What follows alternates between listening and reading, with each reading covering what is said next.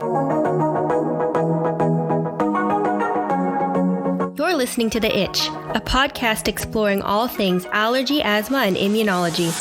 I'm your co-host, Kortney, a real-life allergy, asthma, and eczema girl. And I'm your second host, Dr. Payal Gupta, a board-certified allergy, asthma, and immunology doctor. Kortney and I hope to balance each other out so that we get you all the information that you want and need about allergies, asthma, and immunology.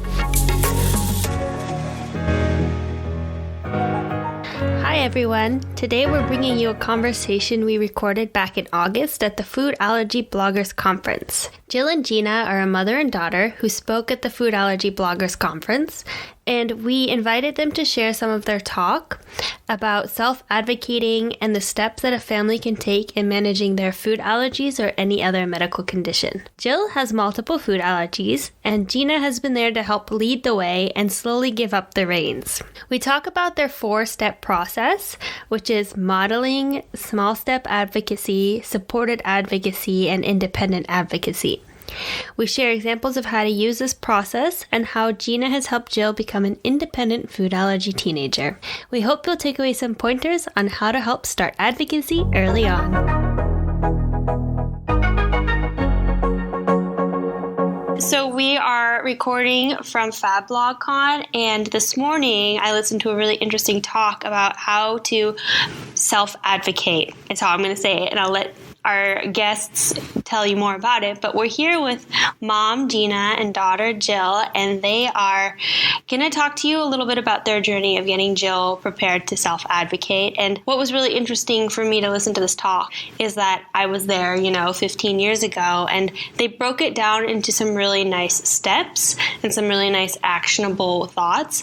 So I think that it's something that I hope you guys will take away feeling more confident about getting your kids out there talking for themselves, and also if you're a younger person listening, kind of to hear how another younger person is managing their allergies. So we'll just start by introducing you guys. Do you want to talk a little bit about who you are?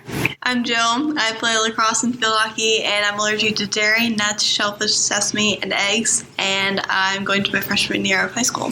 And I'm her mom, and I've been on this journey a long time, starting with her diagnosis. I started a support group and then a nonprofit, and then started working with schools and putting out resources to educate people with managing food allergies specifically at school.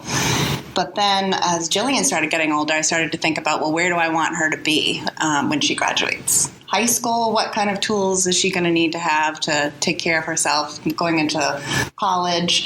And then what is she going to need in middle school, and then backtracked again? So I think her middle school years were when I really started to think about, how do we break this down, and what does this all mean, transferring this advocacy role from parent to child.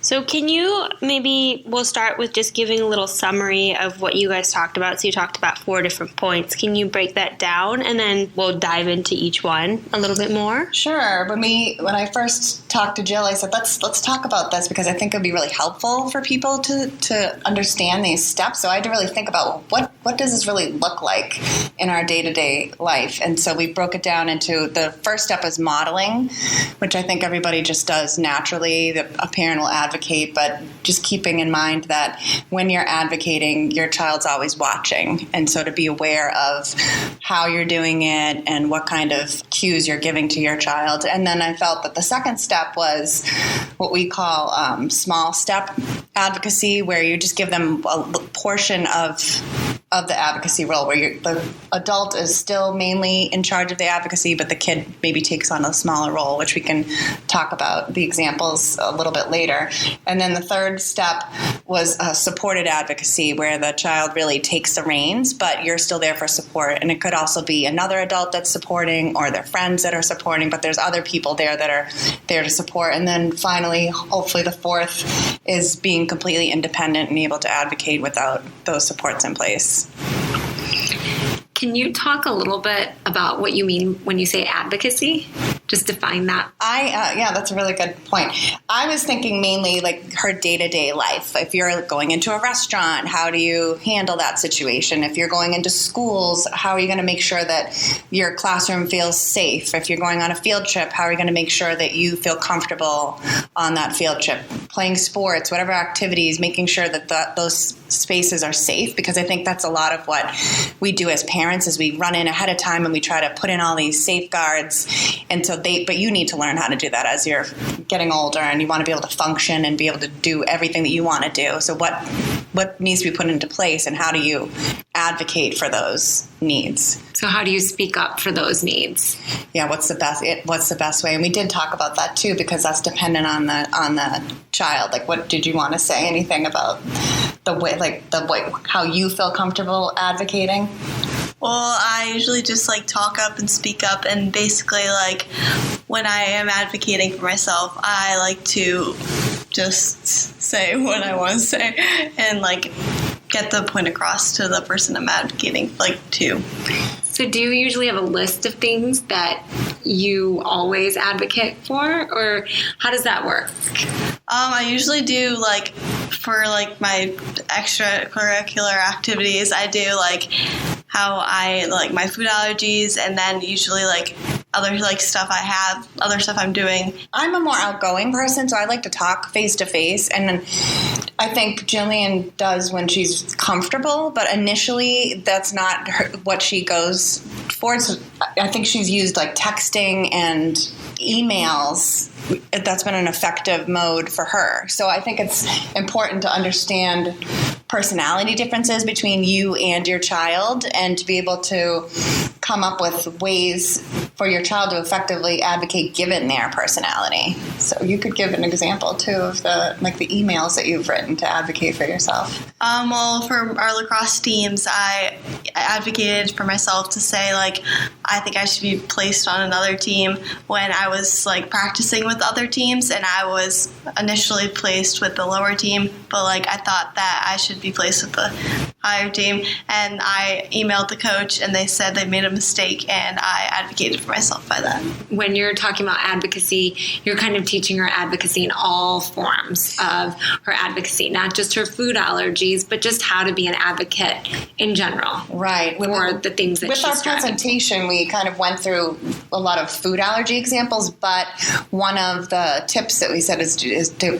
take every opportunity that you can to flex those advocacy muscles. So things even outside of food allergies, which will help with the food allergies, but also just in life in general. Learning to speak up for yourself and learning the best way, the most effective way to speak up for yourself is important.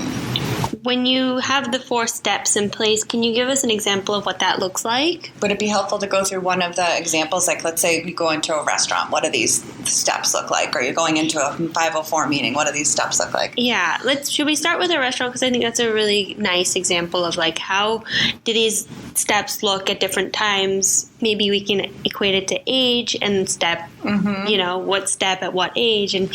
And also what I would be interested to hear, Jill, is when did you also have an active role in saying, actually, Mom, can I chime in today? Was that something you were interested in? And if there was, what kind of situation was that?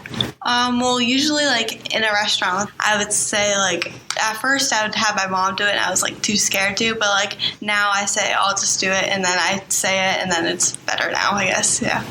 I think the modeling initially was I would be talking, and then the small steps I would say, okay, I'll talk to the server, but I want you to tell the server what your allergies are. So she felt comfortable with saying those allergies. So she would do that. And then now I'm talk to the server. She usually brings her own food. She still has to have that discussion with the server. Oh, I have food allergies. I brought my own food. So she now handles that. And then when we were in some safe spaces like Disney, she would handle discussing that. And then the next time it would be that, can you just do the small steps?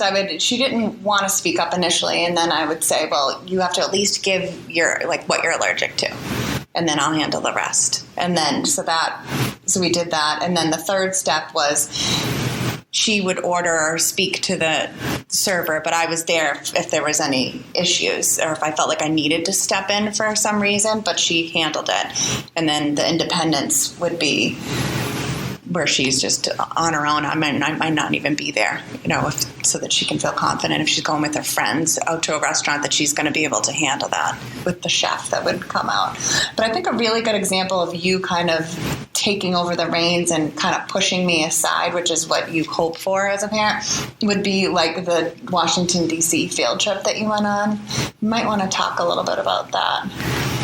So we went on a Washington, D.C. field trip in our 8th grade year, and they wanted to make the whole bus safe snack list only and have all my allergens out. And so I said, I didn't want them to do that, and I wanted them to think that I wasn't the reason that was getting, all their good snacks out of the bus, I guess. And so I advocated for myself, and I said that I would like to have everyone wipes their hand after they have something I can't have. I thought that was a really good example of where the school felt more comfortable having the bus just free of all of her allergens, and I, as a parent, felt more comfortable, but I had to listen to her cues, and she didn't want that. She felt comfortable with just the hand washing, and it worked out great.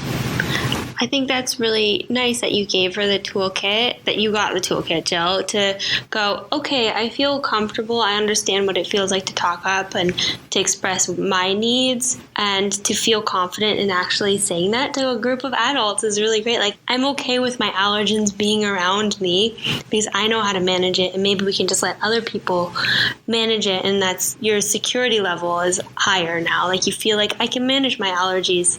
We can have them in the bus because I know what to do. So I think that's really nice. And it's hard for a mom, I bet, but it's also probably really a big gift to know that your daughter is feeling like she can stand up for herself. Definitely. I think that's a good sign when your child's able to articulate that, but also give the reasons behind it. She wasn't just saying, no, I don't want to do it because I don't want to deal with it. She was saying, I feel comfortable because we will have the wipes. And there were other supports in place. She had her friends surrounding her, and she knew her friends would be careful with her allergens, and she had other people like teachers that were on board and knew what to look for, and she felt comfortable.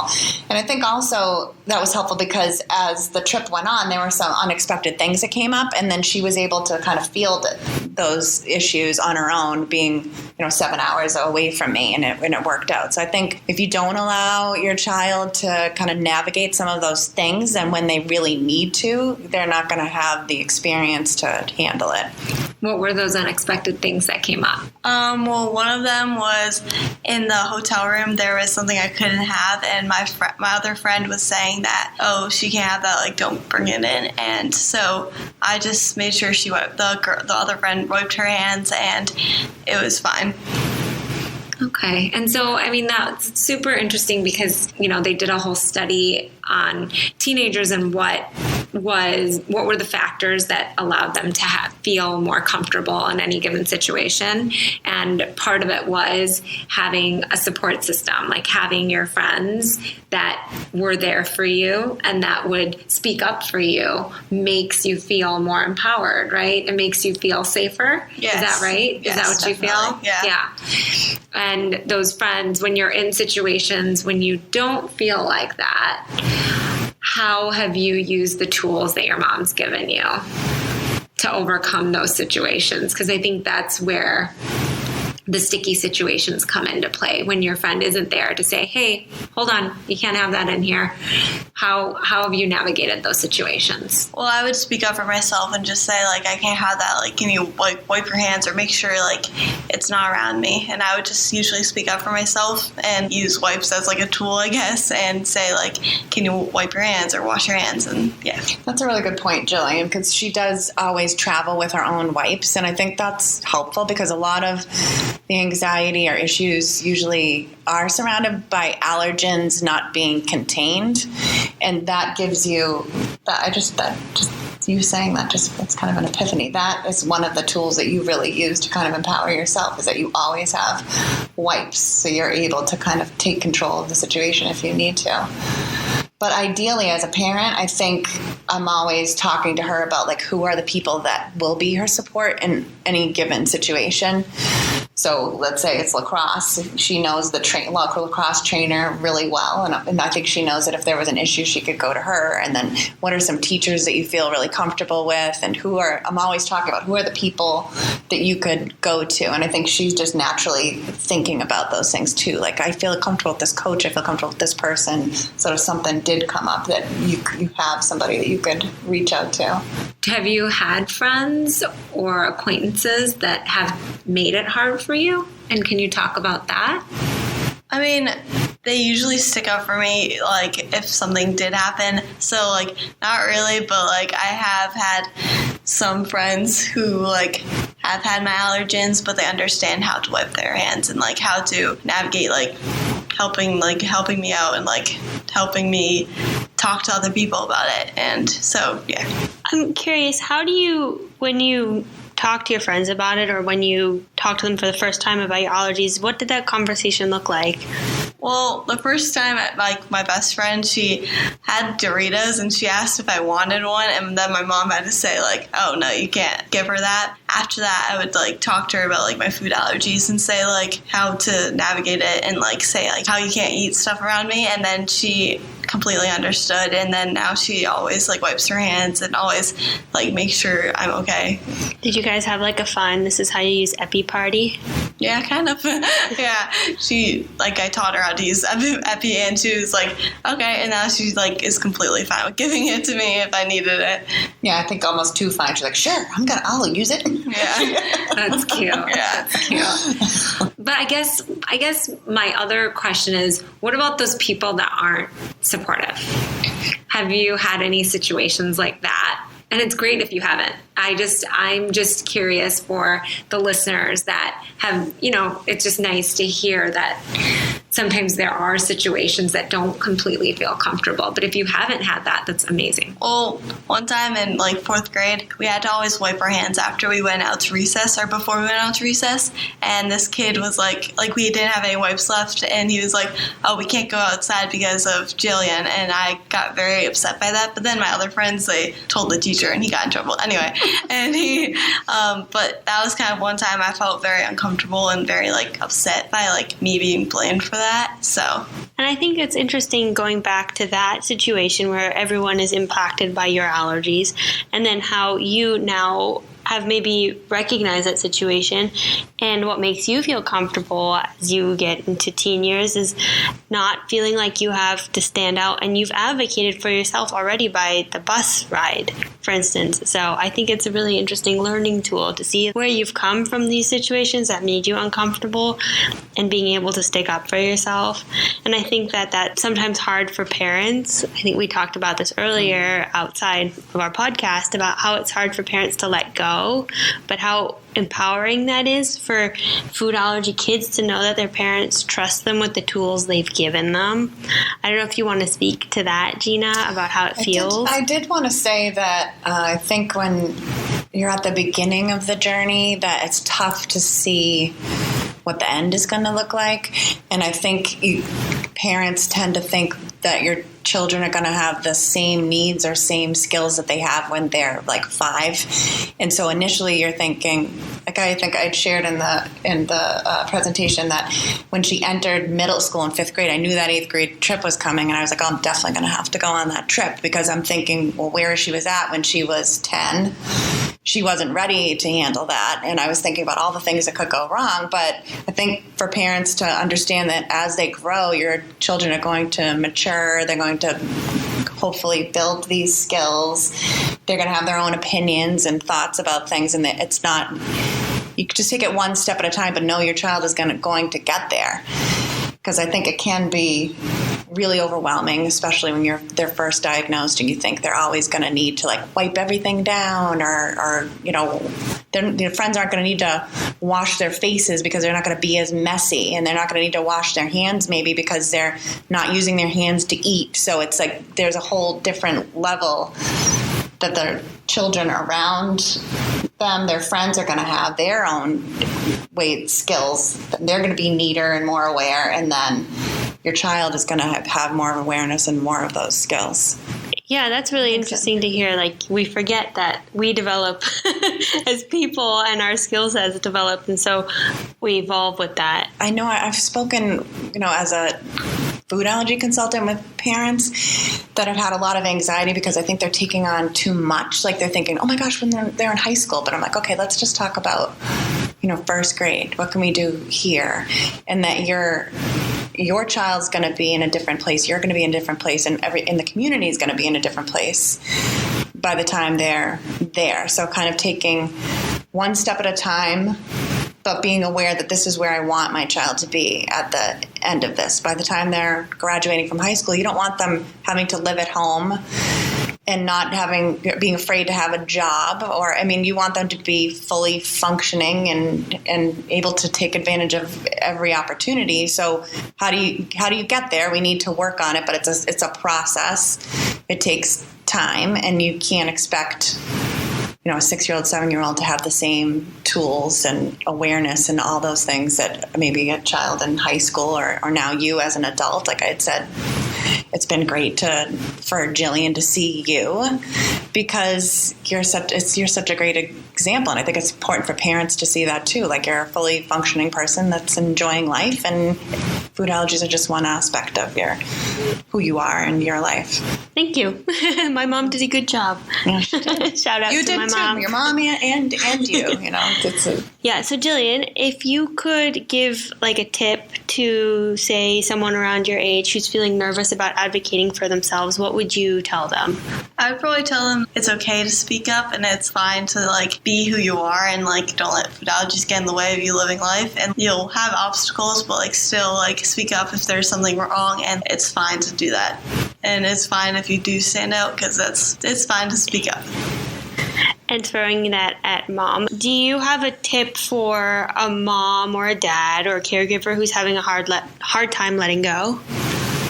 Yeah, so just as you were saying that, I had this image of Jillian when she was, I want to say, maybe 6 in Paris. We had this unbelievable opportunity where friends of ours were from France, and they were going back there for 6 months, and they said, come visit us. And I said, I can't let this opportunity pass us by. We really need to do this. And there were a lot of obstacles we had to overcome, like making sure that she was going to be safe on the flight and making sure the food was safe. But I just remember walking down the streets of Paris, and Jillian was in front of me with her friend, and they were arm in arm and just strutting down the sidewalk like they owned it. And I just tears can come to my eyes even now, because I just saw her as this independent person. And I think that if you keep that vision that you want your child to be strong and independent, it can help you let go. No, wow, that's such a powerful image. And it's so important, I think, for parents. No matter what, I think watching your children grow up is just a process. And then having them grow up with a chronic illness is its own process. Just being visionaries and knowing that they are going to grow and that they are going to go through that process and that they're going to be fine. And seeing that is so important. So I think that's a beautiful image. I think that's a great image to leave us off with some hope and with some inspiration. But before we go, do you guys want to tell us where we can find you online? Because both of you are very active. You can find me on my Instagram, Jillergy_, or you can email me at jillergyinfo@gmail.com. And I have a website. It's foodallergyconsulting.com. And I'm also pretty active on Twitter. It's at Minette Lee LLC. Great, and we'll link to those on our show notes, and maybe we'll get some of your slides from the presentation just to present that so you can see a clearer image of what they were talking about with the 4 steps. Thank you guys so much for sitting with us. Thanks for having us. Thank you. Thank you for listening to today's episode. Remember that all information you hear today is for informational purposes only and are not intended to serve as a substitute for the consultation, diagnosis, and/or medical treatment of a qualified physician or healthcare provider. And also, don't forget to subscribe to our podcast. And if you have a second, Help spread the word by rating our podcast and sharing with your friends and family who might also be interested in learning more about allergies, asthma, and immunology. You can always stay up to date by checking out our Instagram, The Itch Podcast, where you can leave questions you are itching to know, or check out our website, which is www.itchpodcast.com, which contains more information about the subjects we covered in today's episode and every episode. Until next time, have a fabulous week.